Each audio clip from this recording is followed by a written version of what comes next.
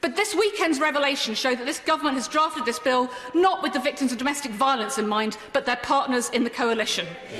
So too, this bill talks about domestic abuse protection orders, which are supposed to have effect across the whole of the UK.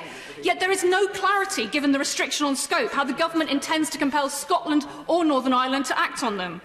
Given the original consultation talked of working with the Northern Ireland Executive, these problems are clearly of their own making and a direct response to the calls for equal rights for the women of Northern Ireland.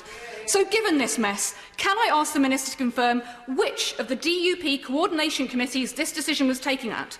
Because it isn't minuted in the notes from July 2017 to Christmas 2018. The power to veto legislation affecting all of the UK isn't in the Confidence and Supply Agreement, which I note was updated on the 19th of December. So can the Minister explain how this decision to restrict the bill for this purpose was made, and what the implications are now for the Secretary of State for Northern Ireland, who has direct responsibility for upholding the human rights of the people of Northern Ireland?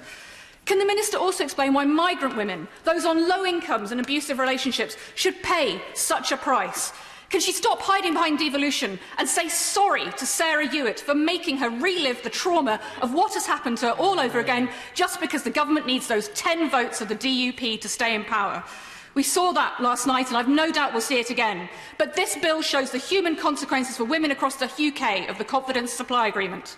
I know members across this House want to see action on domestic violence.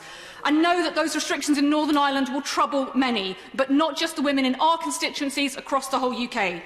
So will the Minister commit, given this is a draft bill, to going back to the drawing board and coming up with a bill that can protect every victim across the UK?